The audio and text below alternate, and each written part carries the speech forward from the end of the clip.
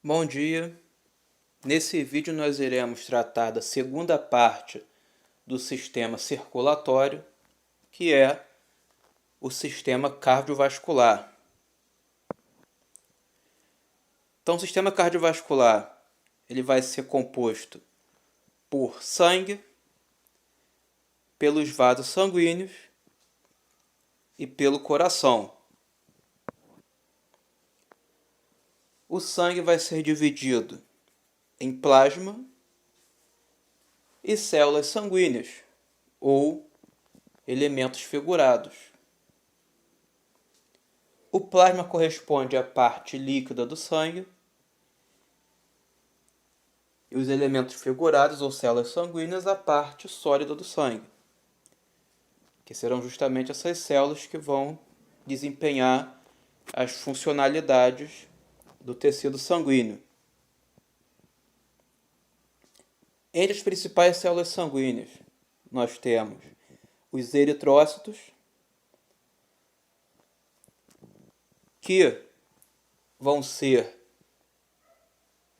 também conhecidos como hemácios, ou no mais popular como glóbulos vermelhos. Então, eritro significa vermelho e citocélula, então a tradução é células vermelhas e popularmente vão ser conhecidos eritrócitos ou hemácias como glóbulos vermelhos, que vão ter como principal função o transporte de oxigênio. Então, essas células são carreadoras de oxigênio. Elas transportam o oxigênio na corrente sanguínea no interior delas e vão liberando para os tecidos conforme o sangue chega neles. Os leucócitos, que são conhecidos popularmente como glóbulos brancos, e nesse caso leuco quer dizer branco, citocélula, então na tradução seria células brancas. Os leucócitos vão ser células relacionadas com a defesa do organismo. Então, os leucócitos ou células brancas, os glóbulos brancos, vão ter relação com a defesa do organismo. E as plaquetas são fragmentos de células que têm principal função de coagulação. Então, as plaquetas são os agentes que permitem a coagulação do sangue quando é necessário.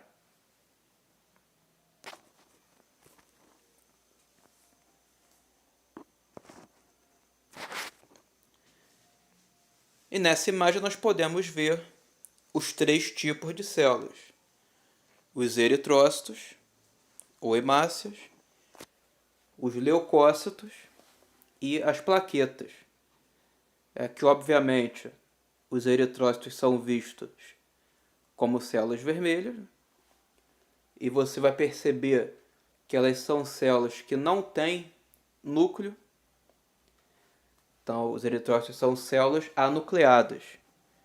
Por quê? Porque no processo de maturação, as células que vêm lá da medula óssea, que vão se tornar eritrócitos, elas perdem o núcleo justamente para ter mais espaço para conduzir oxigênio, para armazenar oxigênio.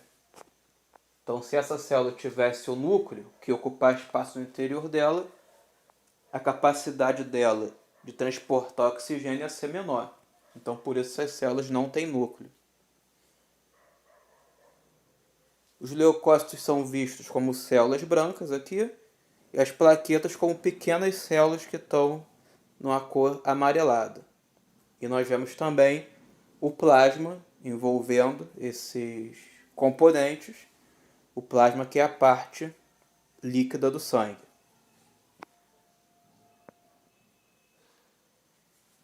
Tipos sanguíneos.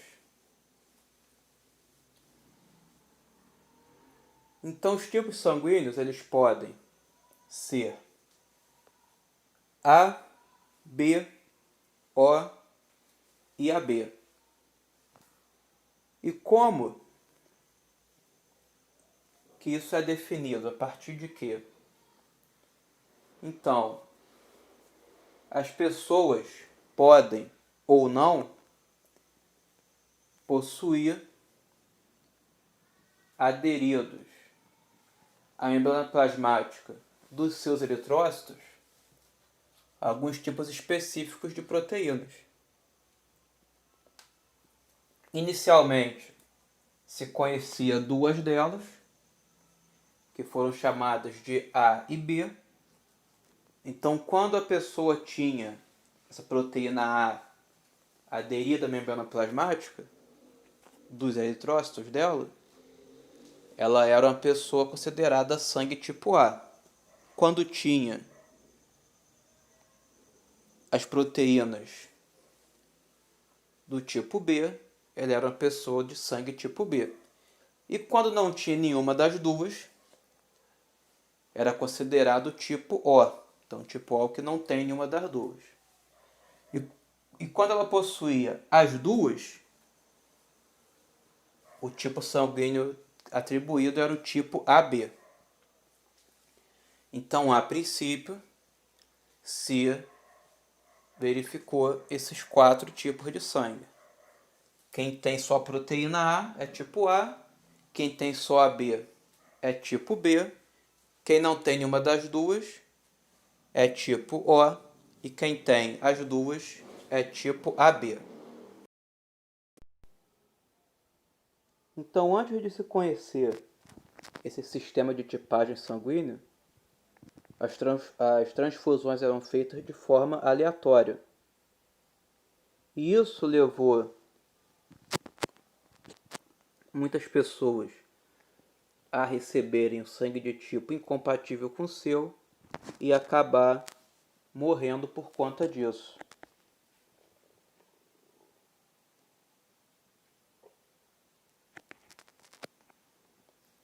Então, hoje se sabe que existem esses tipos sanguíneos e que há uma compatibilidade entre eles.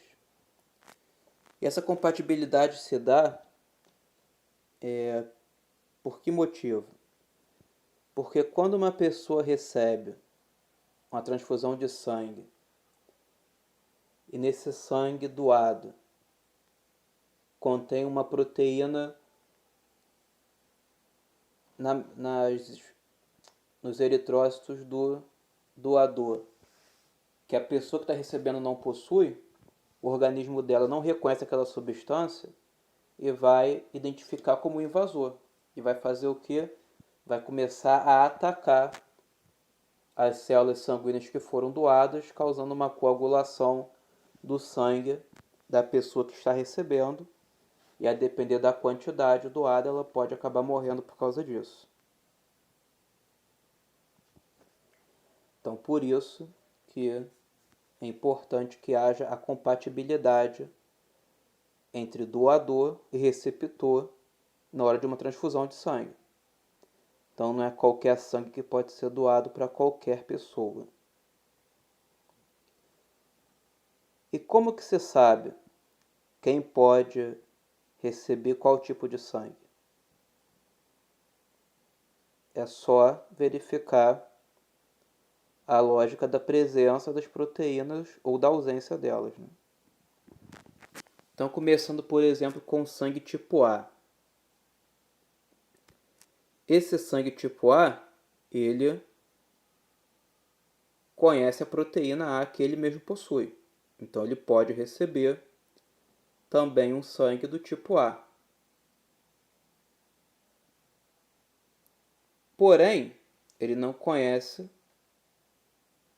a proteína presente no sangue tipo B. Então, ele não pode receber a doação de alguém de sangue tipo B. A pessoa que tem o tipo O não vai ter nenhuma dessas proteínas. Então, o doador do tipo O ele vai poder doar para alguém do tipo A. Apesar do sangue ser diferente, como o do tipo O não tem em uma proteína, o sangue do receptor tipo A não vai ter o que identificar como ameaça. E a pessoa do tipo AB, ela tem as duas. Ela tem a A, que o receptor do tipo A conhece, mas também tem a B que ele não conhece. Então esse tipo AB também não vai poder doar para o A. Alguém do tipo B, ela não pode receber sangue tipo A, porque não conhece essa proteína. Pode receber do B, que é ele próprio, ele vai ter, a pessoa que doa para ele tem a proteína igual, então ele não vai ter o que estranhar. E o tipo O, que não vai ter nenhuma, vai poder doar para o sangue tipo B também. Já o AB, ele vai ter essa proteína B, que aquele doador conhece, mas tem a que ele não conhece. Então também não vai poder doar para ele. A pessoa que tem o sangue tipo AB, ela conhece tanto a como a B. Então ela pode receber do sangue tipo A, que tem essa A que ela conhece, pode receber o sangue tipo B, porque ele também conhece, e pode receber o tipo O, que não tem nenhuma, então não vai também causar nenhuma reação nele. Agora, quem tem o sangue tipo O, que não tem nenhuma dessas proteínas, não vai poder receber nem o sangue tipo A, nem o sangue tipo B e nem o sangue tipo AB. Vai poder receber somente o seu próprio tipo sanguíneo, que é o O. Qualquer outro vai causar uma reação nele. Então, a princípio, se tinha esse conhecimento. Só que, posteriormente, também se verificou outro grupo de proteínas presente nas células sanguíneas das pessoas, que foi chamado de grupo RH, que é um conjunto de proteínas similares que forma esse grupo RH. E especificamente uma delas, que é aquela que pode ser reativa para quem não tem ela no sangue, receber uma doação, que é a proteína RHD, ela vai também indicar um fator de identificação importante para o tipo sanguíneo. Então, com o descobrimento da questão das proteínas RH, passou a se considerar que quem tem essa proteína RHD, ela é fator RH positivo, e quem não tem é fator RH negativo. E aí a questão dos tipos sanguíneos ganhou mais uma variável. Então agora os tipos sanguíneos vão ser A, positivo e A negativo, B, positivo e negativo, O, positivo e negativo, e AB, positivo e negativo. Então também isso mudou a questão da compatibilidade dos tipos sanguíneos que se conhecia até então. Isso por quê? Porque o tipo de sangue fator RH positivo conhece essa proteína RHD. O tipo negativo não conhece. Então isso se torna mais um fator variável para compatibilidade nas transfusões de sangue. Então, por exemplo, o sangue tipo A, ele pode ser A positivo ou negativo. Se o sangue A for positivo, ele pode receber sangue do próprio tipo A, tanto positivo como negativo, e o sangue também do tipo O, positivo e negativo. Agora, se esse sangue tipo A for fator RH negativo, ele pode receber o sangue do tipo A, desde que também seja negativo. O A positivo não serve para ele. E o sangue tipo O, ele pode receber desde que seja negativo. O O positivo também não serve para ele.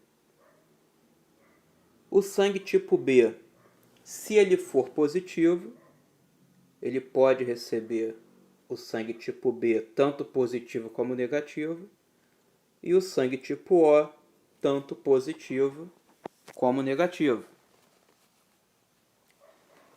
Se for um B negativo, ele pode receber o sangue tipo B somente negativo e o sangue tipo O somente negativo também. O sangue tipo AB, se ele for positivo, ele pode receber o sangue tipo A, tanto positivo como negativo, o sangue tipo B, tanto positivo como negativo, o sangue tipo O, tanto positivo como negativo, e o sangue tipo AB, tanto positivo como negativo. Então, esse tipo AB positivo ele pode receber transfusão de qualquer tipo sanguíneo. Ele é considerado receptor universal porque qualquer tipo de sangue serve para ele.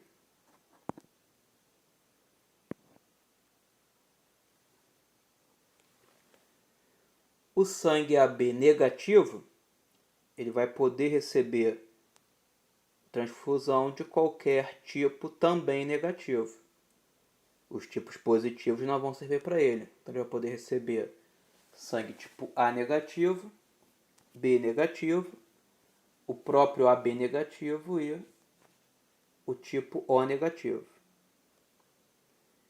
E o sangue tipo O, se ele for positivo, ele pode receber o sangue O positivo e O negativo. E se for O negativo, ele só vai poder receber a transfusão do próprio O negativo. Porém, esse sangue O negativo, embora ele só possa receber doação de um tipo igual ao seu, ele vai ter um tipo de sangue que é compatível para doação para todos os outros. Então, todos os outros podem receber O negativo. Então, por isso, o tipo sanguíneo O negativo é considerado o doador universal. Ele pode doar para qualquer outro tipo sanguíneo. Tanto que quando a gente vê campanha, né, de hemorrio pedindo transfusão de sangue, normalmente eles pedem transfusão de sangue principalmente do tipo O negativo. Por quê? Porque se eles tiverem um bom estoque de sangue O negativo, qualquer pessoa que chegue lá para receber uma transfusão, o sangue O negativo vai ser compatível com ela. Então, para a doação, é o sangue mais visado, ao que os centros de doação de sangue mais pedem, né? Para que os doadores façam esse gesto, porque abre uma possibilidade de salvar vidas muito grande, quando eles têm um estoque de O negativo bem significativo. Agora, existe um outro tipo de sangue, mas aí é um caso que a gente nem considera quando fala de maneira geral, porque é algo muito raro. É um grupo de pessoas muito pequenos no planeta. É um número de pessoas bem pequeno mesmo. Que é o chamado sangue O nulo, que também é conhecido como sangue dourado. E o que é esse sangue O nulo, ou sangue dourado? É um sangue tipo O, porque não tem essas proteínas A e B também. Só que, diferente de um O negativo, que vai ter outras proteínas do fator RH, mas não vai ter a principal, que é o RHD, diferente do O negativo, o sangue O nulo ele não vai ter nenhuma proteína do fator RH. Não vai ter nenhuma. Isso faz com que ele seja incompatível até mesmo com o O negativo. Então nem o O negativo serve para esse O nulo. Para esse sangue do tipo O nulo, só outro igual a ele vai servir para a transfusão. E é muito raro, é coisa de menos de 1.000 pessoas conhecidas no planeta que tem esse tipo de sangue. Então é uma situação muito rara. Tanto que quem tem esse tipo de sangue tem uma condição financeira, né, para isso, costuma retirar amostras do próprio sangue e congelar para quando eventualmente precisar de uma doação, usar o próprio sangue dela que ficou congelado para esse fim, porque encontrar um doador é quase que impossível. Mas desconsiderando o tipo nulo, que é mais uma curiosidade, esse sangue dourado, né, ou nulo, mais uma questão de curiosidade, nós podemos considerar que o tipo sanguíneo AB positivo é o receptor universal, ele pode receber qualquer tipo sanguíneo, e o sangue tipo O negativo é o doador universal, porque ele pode doar para qualquer outro tipo sanguíneo.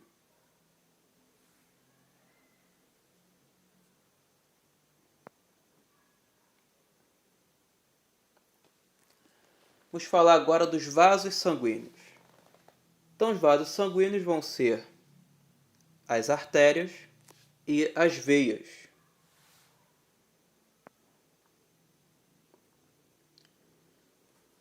Tanto artérias como veias vão possuir algumas características que nós podemos chamar de características gerais, que vão dizer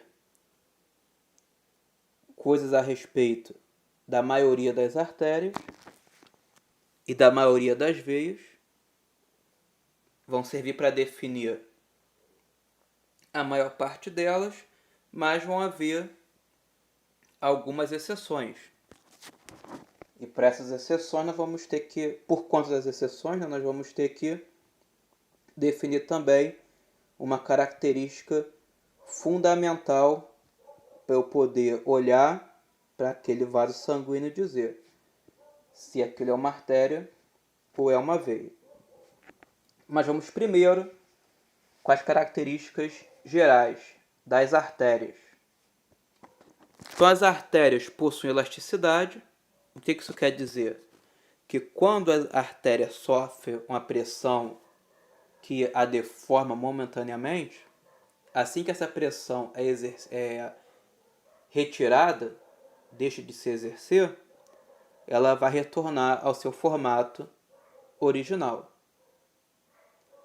Então, a elasticidade, essa capacidade de sofrer uma deformidade e retornar à forma original. As artérias, elas quase sempre transportam sangue arterial. E o que é um sangue arterial? É um sangue rico em oxigênio.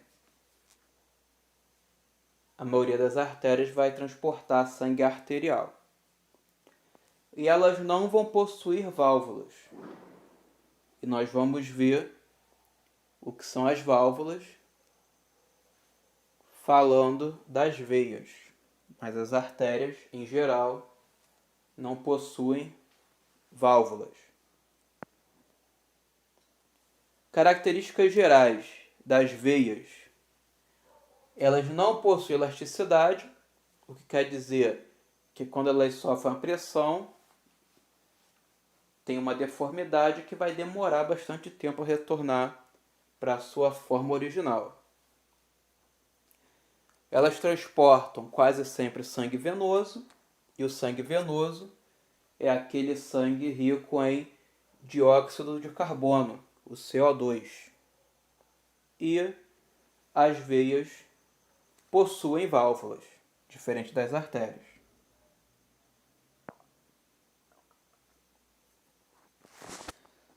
E as características fundamentais dos vasos sanguíneos. Então, a característica que vai definir de forma categórica o que é artéria e o que é veia. Então, as artérias, elas levam o sangue do coração para as demais partes do corpo, o que é chamado de fluxo centrífugo, e as veias levam o sangue das demais partes do corpo para o coração, chamado de fluxo centrípeto. Então, as artérias elas sempre vão levar o sangue para fora do coração e as veias sempre vão levar o sangue para dentro do coração. Essa que é a característica que define uma artéria e uma veia.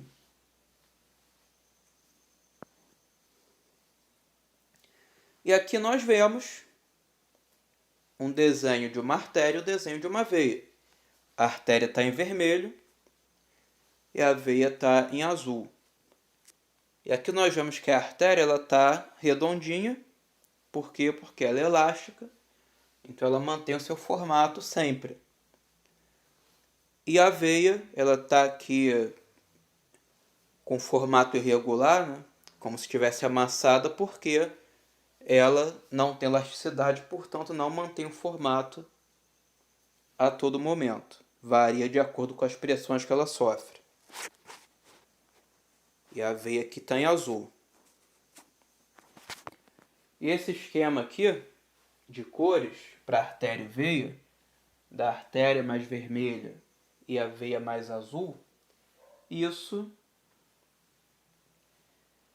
tem um fundamento anatômico, é que na pessoa viva, normalmente as artérias vão ter um tom mais avermelhado, de fato, e as veias vão ter um tom mais azulado.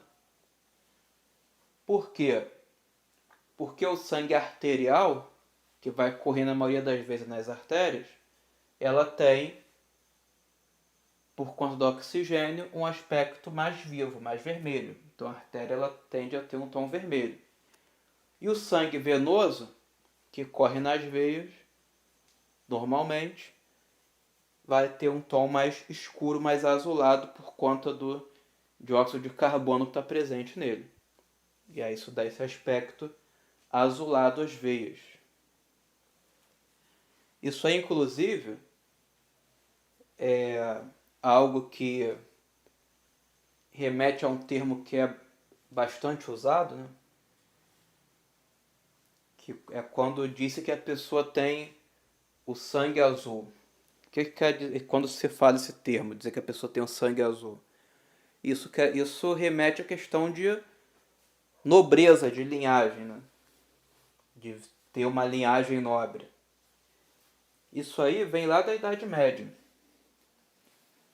Por quê? As veias, elas são mais superficiais. Então você consegue ver elas percorrendo na superfície da pele. Então veias são mais superficiais do que as artérias. E como esse sangue venoso tem esse tom azulado, quando a pessoa tem a pele muito clara, você consegue ver as veias na superfície da pele com esse tom azulado. E lá na Idade Média, o que acontecia? Os servos, eles trabalhavam plantando, cuidando de animais, faziam um trabalho braçal, pegando muito sol e ficavam com a pele mais morena. E aí, as veias superficiais, como a pele ficava mais escura, não apareciam. Enquanto que os nobres que tinham uma vida bem mais fácil, que não tinha essa exposição exagerada ao sol que a classe servil tinha, né? Tinha uma exposição ao sol bem menor, a pele se mantinha bem clara e era possível ver as veias superficiais com o tom azulado na pele dessa pessoa. E quando se fala em sangue azul, se refere a esse fato. Porque entende-se que a nobreza, né, por não desempenhar trabalho braçal, tem uma exposição menor, que escurece menos a pele, e na pele clara as veias acabam se sobressaindo com esse tom azul.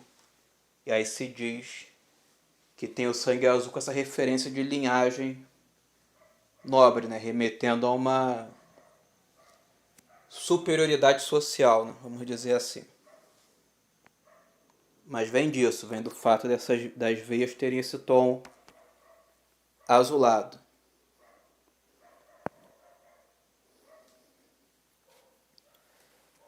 Aqui nós vemos uma artéria com um acúmulo de gordura. Então, quando se tem esse acúmulo de gordura na parede,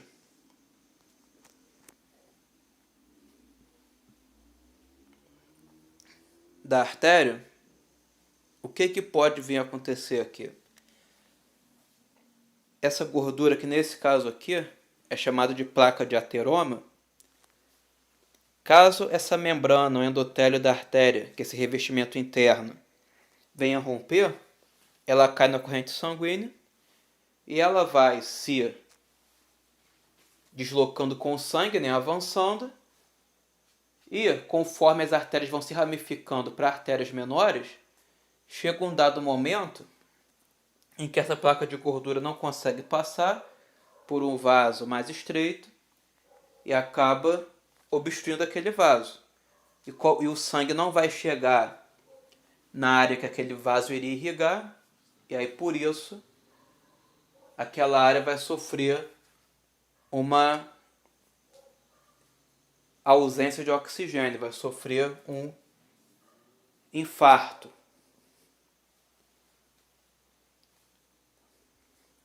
Então isso aqui é comum de acontecer, mais comum de acontecer, né?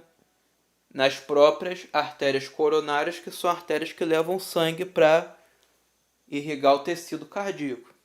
E aí alguma área do coração deixa de receber o sangue e acaba tendo um infarto. E a depender do tamanho da área que é atingida, e aí vai variar em qual vaso essa placa de ateroma vai acabar obstruindo, pode causar desde uma lesão no coração não letal até a morte da pessoa.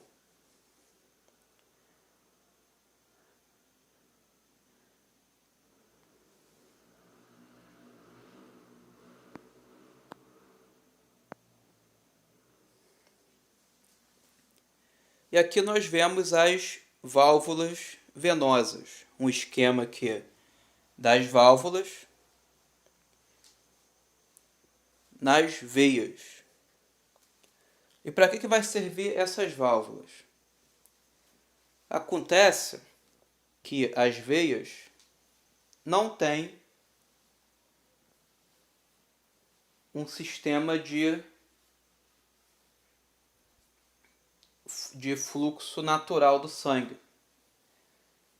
No caso da artéria, o sangue vai avançar pela própria pressão que o batimento do coração exerce dentro do vaso. Então o sangue avança conforme o batimento cardíaco, o sangue naturalmente vai avançar pela artéria. No caso da veia, ela não tem uma pressão interna. As vias de das artérias não têm uma pressão interna que vai fazer o sangue avançar. Então, esse fluxo sanguíneo tem que ser compensado por fatores externos, que no caso das veias vai ser principalmente a bomba muscular. Então, quando nós estamos movimentando o corpo, a contração dos músculos acaba pressionando as veias e fazendo com que o sangue avance nelas para poder voltar para o coração.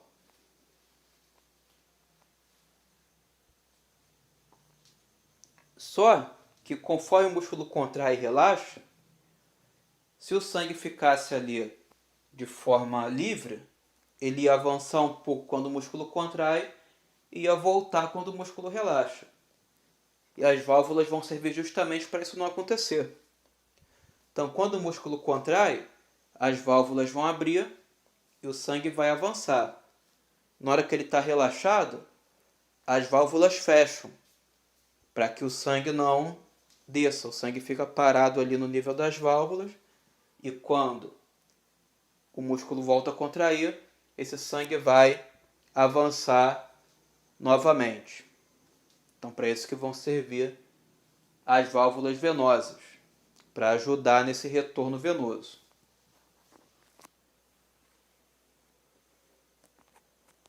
Outro fator que também vai ajudar no retorno venoso é a manobra de Valsalva. E o que é essa manobra de Valsalva? É um aumento da pressão intraabdominal que faz com que o sangue que está na veia cava inferior suba de forma mais rápida. Então ajuda o sangue que está na veia cava inferior a subir e voltar para o coração. Essa manobra de Valsalva acontece cada vez que se exerce uma pressão no abdômen. Quando você está fazendo uma expiração forçada,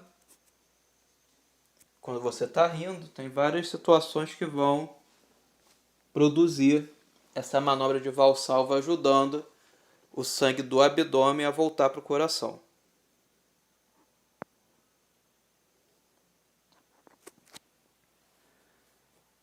Aqui nós estamos vendo um capilar sanguíneo.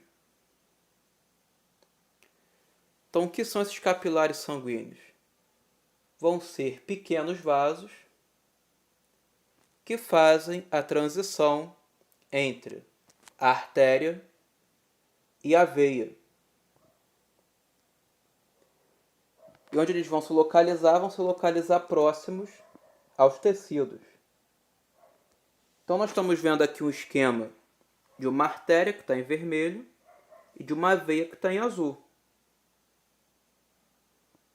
E nós vemos que num certo ponto eles se entrelaçam. E esse ponto de se entrelaçam são justamente os capilares sanguíneos. E nós estamos vendo o quê? Que ele está perto de um tecido, no caso aqui da pele. Então o que acontece? Esse sangue vem pela artéria, rico em oxigênio. Quando ele passa pelos capilares, o oxigênio do sangue vai passar para o tecido, assim como o dióxido de carbono do tecido vai passar para o sangue. E aí nesse capilar, quando o sangue passa a ser venoso, ele já muda para um capilar venoso e vai voltar para uma veia, para retornar esse sangue venoso lá para o coração. Então nos capilares vão acontecer a troca dos gases entre o sangue e os tecidos e a transição entre as artérias e as veias.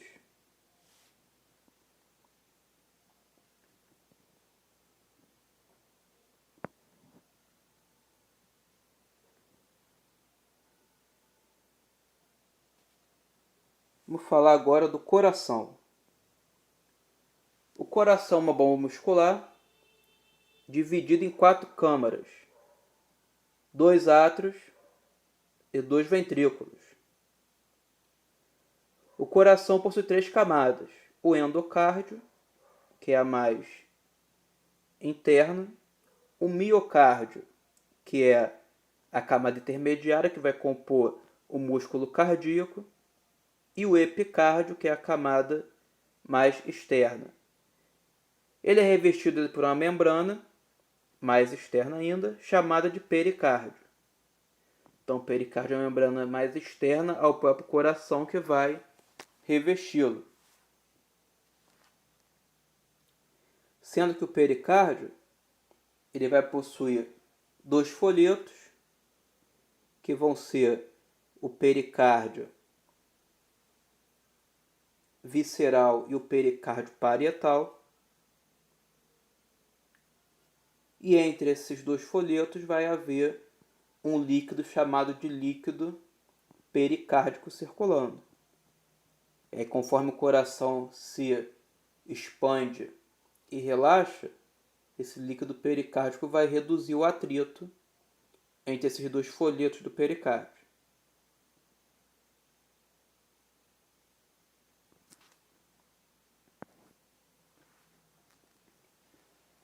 E aqui nós vemos um esquema do coração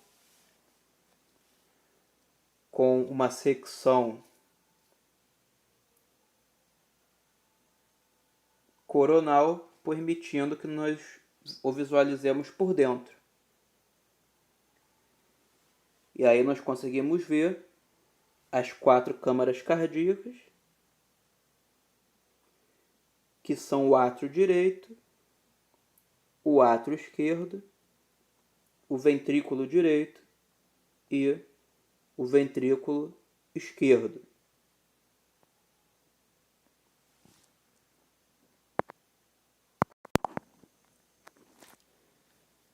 Nessa segunda imagem, nós podemos ver um esquema do coração entre os 2 pulmões, né? Aqui um pouco afastados para poder melhorar a visualização do coração, com o pericárdio sendo visualizado.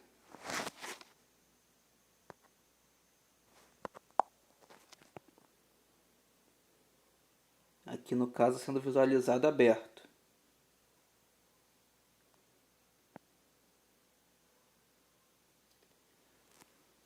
Batimento cardíaco. O batimento cardíaco pode ser dividido em 2 fases. A sístole, que é a contração do coração, e a diástole, que é o relaxamento do coração. Sistema de condução. O sistema de condução ele é um mecanismo de autoestimulação do coração. Então, o coração ele tem um sistema que o autoestimula e que é responsável pela manutenção do ritmo cardíaco. O sistema de condução é formado pelo nodo sinoatrial, pelo nodo atrioventricular, pelo feixe de His e pelo sistema de Purkinje.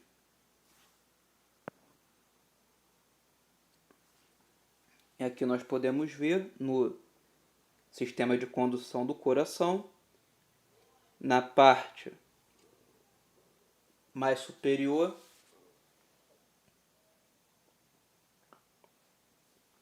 próximo ao átrio direito, o nodo sinoatrial. Na transição entre os átrios e os ventrículos, o nó atrioventricular. Na sequência dele, o feixe atrioventricular e, em vermelho, o sistema de Purkinje.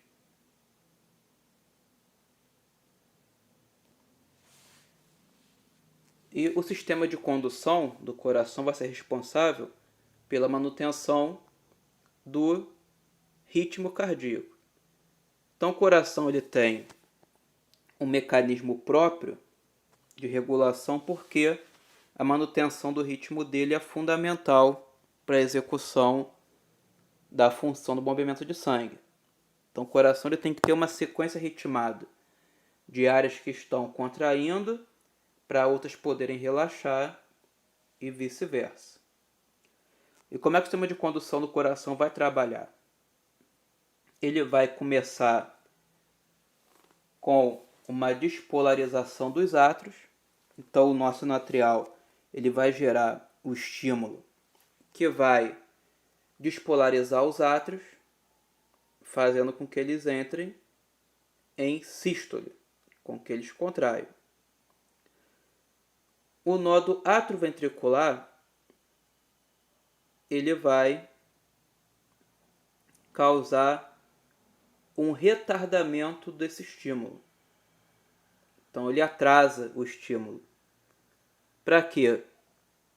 Para que quando esse estímulo de despolarização chegue aos ventrículos, para eles começarem a sístole, os átrios já vão estar relaxando, entrando em diástole. Porque essa sincronia é necessária. Enquanto os átrios estão contraídos, os ventrículos têm que relaxar. Enquanto os ventrículos estão contraindo, os átrios têm que relaxar. Então esse nódo atrioventricular vai atrasar o estímulo para poder garantir essa sincronia. E o feixe atrioventricular e o sistema de Purkinje vão causar a despolarização dos ventrículos, fazendo com que eles entrem em sístole. Mas isso só quando os átrios lá já estiverem relaxando, estiverem em diástole.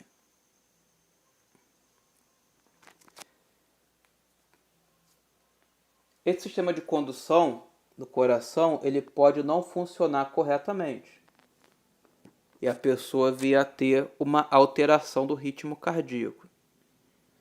E aí vai se dizer que ela tem uma arritmia cardíaca, que é a falta de ritmo. Isso quer dizer que o sistema de condução do coração não está funcionando adequadamente.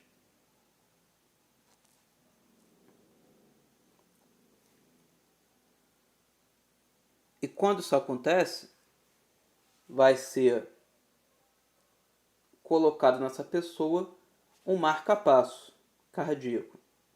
E o marca-passo vai fazer o quê? Vai consertar essa arritmia, vai garantir que o coração esteja batendo no ritmo certo. Então, por conta disso, nessa comparação, esse nódo sinoatrial, que é quem gera o estímulo que vai iniciar esse processo do batimento do coração, ele é chamado de marca-passo biológico. E quando ele não funciona bem, aí vai se colocar um marca-passo artificial na pessoa.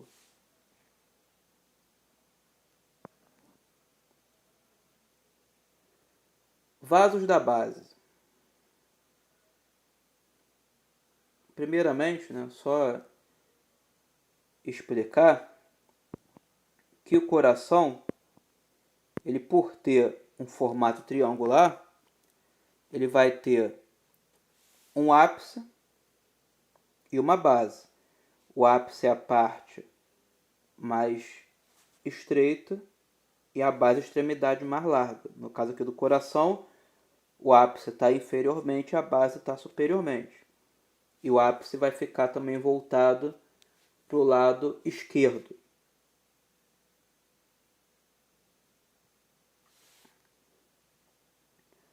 Mas, nessa parte superior do coração, que é a base do coração, vão existir alguns grandes vasos, que vão fazer justamente a chegada e saída do sangue das câmaras cardíacas, dos átrios e dos ventrículos. E esses que vão ser os vasos da base.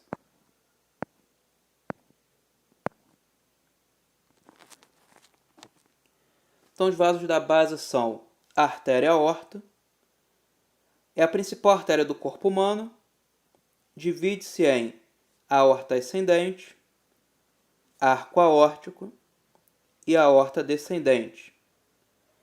Está relacionada com o ventrículo esquerdo. Tronco pulmonar é a artéria que sai do ventrículo direito, dividindo-se em artérias pulmonares direita e esquerda, dirigindo-se cada uma ao pulmão correspondente. Então, o tronco pulmonar vai se dividir em outras duas artérias, são as artérias pulmonares, direita e esquerda, sendo que cada uma vai até um dos pulmões.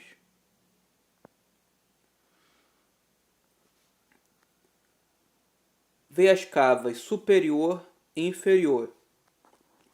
São as principais veias do corpo. A superior traz o sangue venoso da circulação da cabeça, pescoço, membros superiores e tórax. Já o inferior traz o sangue venoso da circulação dos membros inferiores, pelve e abdômen. As duas chegam no átrio direito. Veias pulmonares são 4 veias que saem dos pulmões para o átrio esquerdo. Então, nós podemos ver que esses vasos da base vão ter relações com as câmaras cardíacas. Então, é importante saber, para cada um desses vasos da base, com qual câmara cardíaca se relaciona. Então, recapitulando, a artéria aorta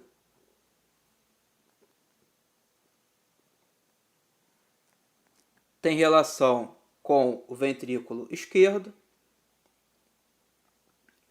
O tronco pulmonar tem relação com o ventrículo direito. As veias cavas superior e inferior têm relação com o átrio direito. E as veias pulmonares têm relação com o átrio esquerdo. E aqui nós visualizamos estes vasos da base. A veia cava superior, aqui a inferior não aparece, só a superior. A artéria aorta, o tronco pulmonar e as 4 veias pulmonares.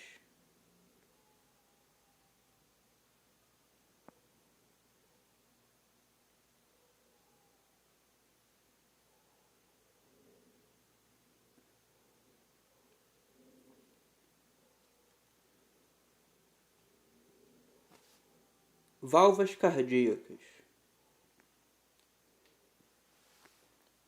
Essas válvulas cardíacas vão ser estruturas que vão ter a finalidade de, num dado momento, impedir o retorno do sangue para uma área onde ele não deva estar naquele momento. Então, elas vão fazer uma barreira para o sangue em alguns momentos em que ele tende a ir para áreas que ele não deve ocupar naquela situação. E válvula, o que é uma válvula? Anatomicamente, é um termo coletivo que se refere às válvulas. Então, uma válvula ela é um conjunto de válvulas. Então, essas válvulas que vão formar as válvulas vão fazer uma barreira em dados momentos para impedir refluxo de sangue para áreas onde não é conveniente. Então, quais são essas válvulas cardíacas? A válvula atrioventricular direita, também chamada de válvula tricúspide. A válvula atrioventricular esquerda, também chamada de válvula bicúspide ou mitral. A válvula semilunar aórtica e a válvula semilunar pulmonar.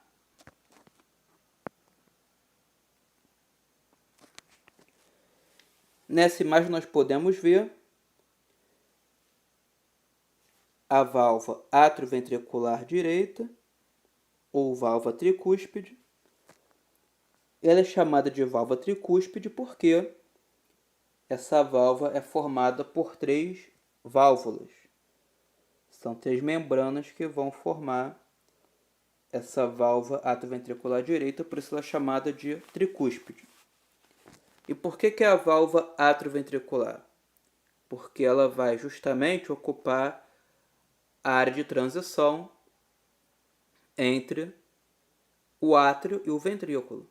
Nesse caso aqui, entre o átrio direito e o ventrículo direito.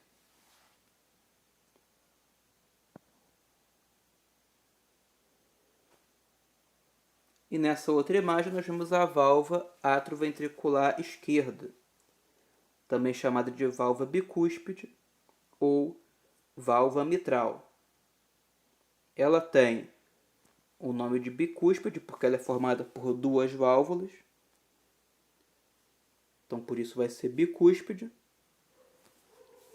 E também é chamada de válvula mitral porque o aspecto dela lembra a mitra, que é aquele chapéu que o Papa usa nas cerimônias oficiais do Vaticano. Então, quem estudou essa válvula inicialmente achou parecido, botou esse nome de válvula mitral também.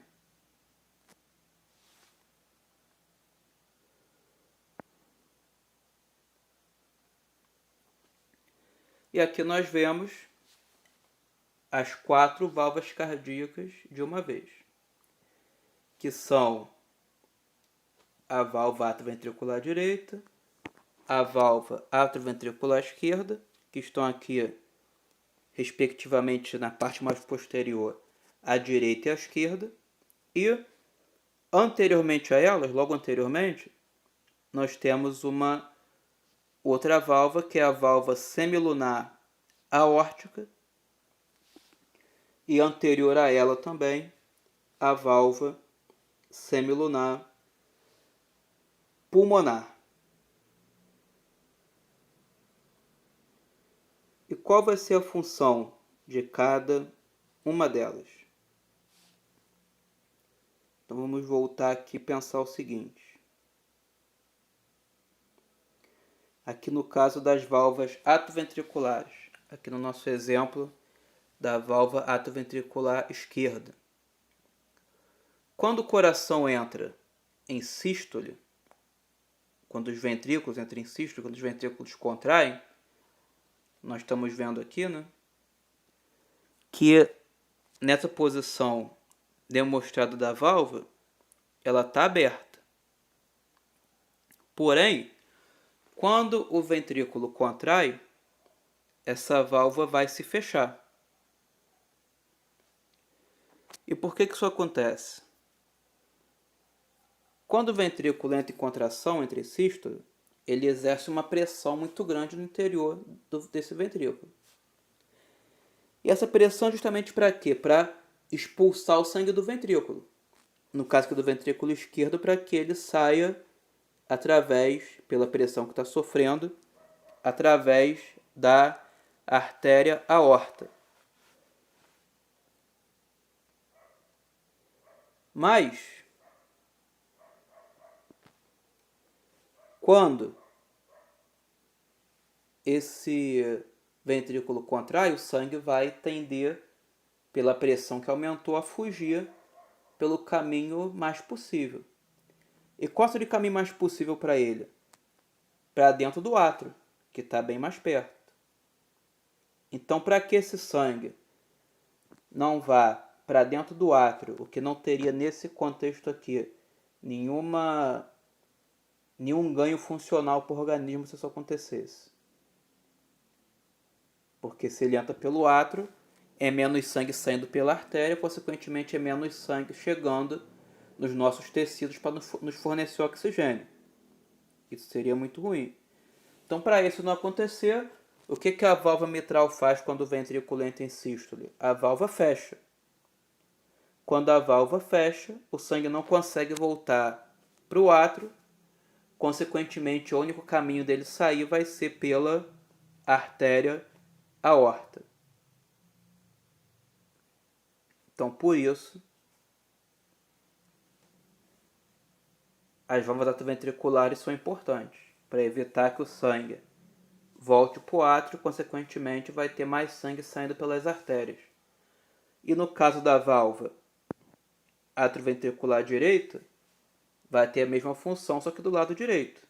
Então, quando o ventrículo direito contrair, a válvula vai se fechar, ao invés do sangue voltar para o átrio direito, esse sangue vai sair todo pelo tronco pulmonar, para chegar nos pulmões e lá fazer a troca gasosa.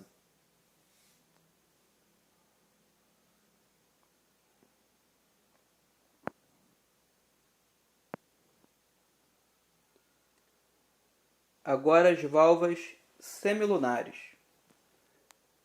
Quando ocorre a sístole do coração, dos ventrículos, o sangue vai sair tanto pela artéria aorta como pelo tronco pulmonar.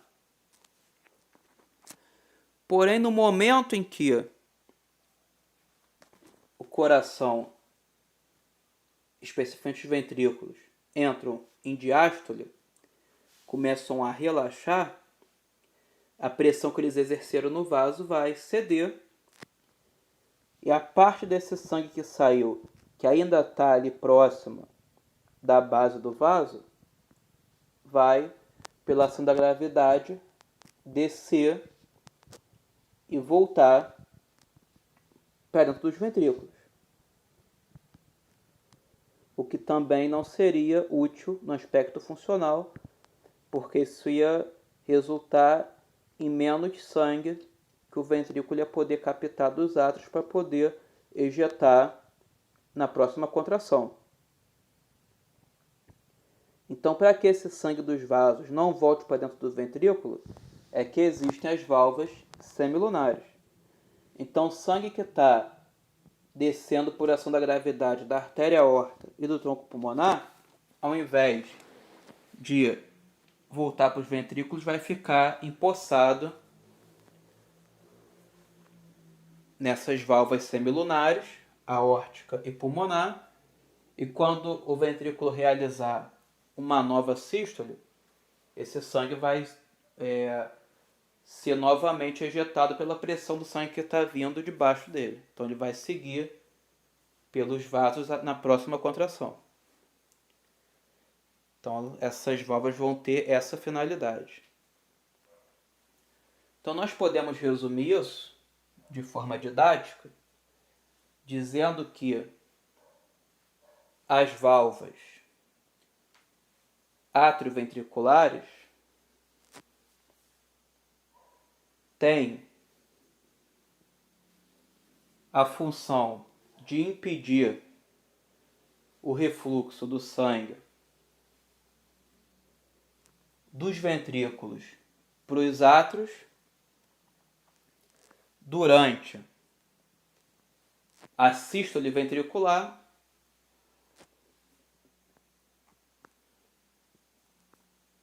e as válvulas semilunares têm a função de impedir o refluxo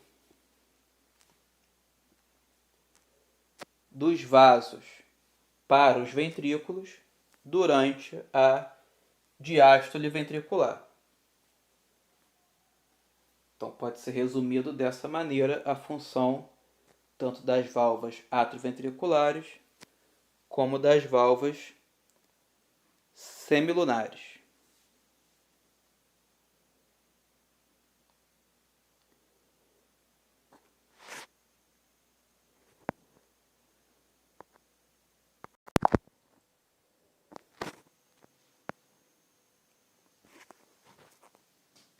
Vamos falar agora dos tipos de circulação sanguínea.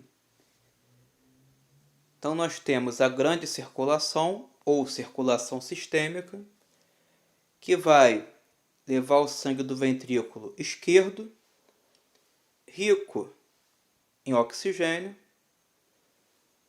para todas as regiões do corpo, retornando ao coração no átrio direito, com sangue rico em dióxido de carbono.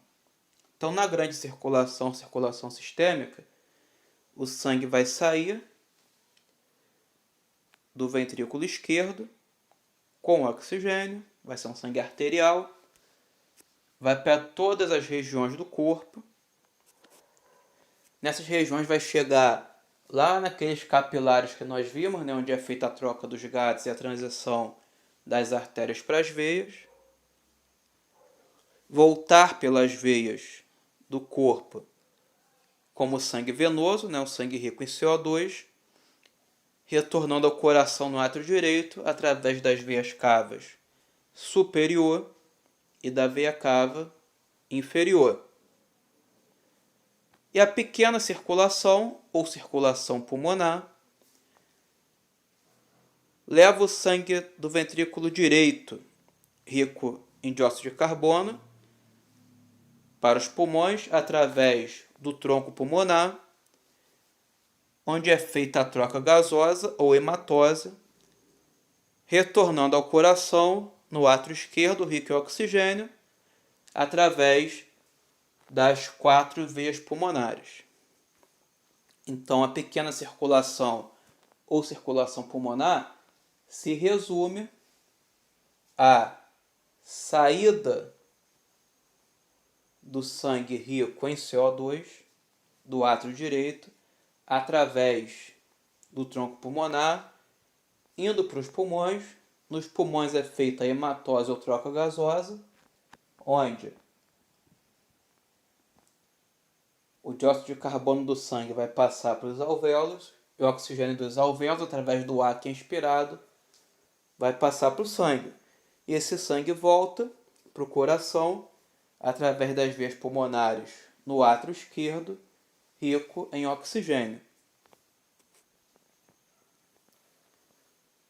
Um ponto importante aqui, né, na pequena circulação, que nós chegamos a comentar mais no começo, é que na pequena circulação é que vão estar as exceções daquela regra de que a artéria leva sangue arterial e veia leva sangue venoso.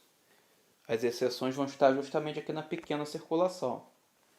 Porque o tronco pulmonar, ele é uma artéria, mas ele vai transportar um sangue rico em dióxido de carbono para os pulmões. Esse sangue vai voltar para o coração através de 4 veias, que são as veias pulmonares, que são veias, mas que vão transportar um sangue rico em oxigênio de volta para o átrio esquerdo.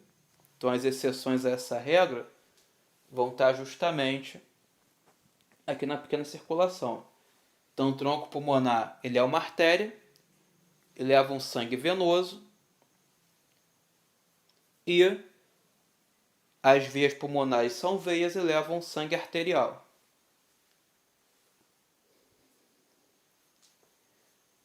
Outra coisa que é importante de se destacar é que, no caso de animais como é o ser humano, né, com o coração dividido em 4 câmaras, você não tem uma mistura desses sangues arterial e venoso. Ele vai correr sempre de forma individualizada. Então, no lado direito do nosso coração, no átrio direito e no ventrículo direito, só vai passar sangue venoso. E do lado esquerdo, lá no átrio esquerdo, no ventrículo esquerdo, só vai passar sangue arterial. Isso permite uma eficiência melhor no aproveitamento do oxigênio. Em alguns outros animais que não têm 4 câmaras cardíacas, às vezes tem 3 ou tem 2, essa eficiência é bem menor porque o sangue se mistura o tempo todo.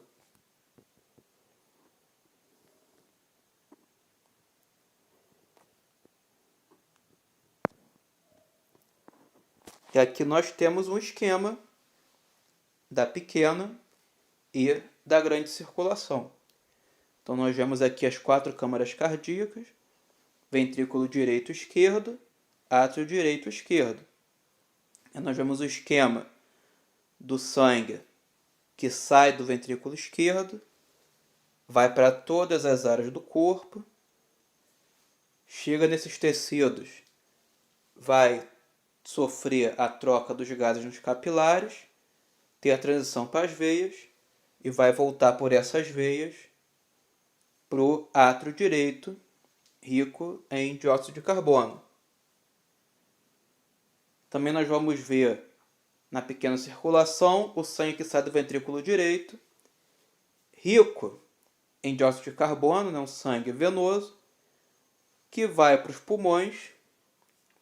Lá nos pulmões ele faz a hematose, a troca gasosa, e vai voltar como um sangue arterial, rico em oxigênio, pelas 4 vias pulmonares para o átrio esquerdo.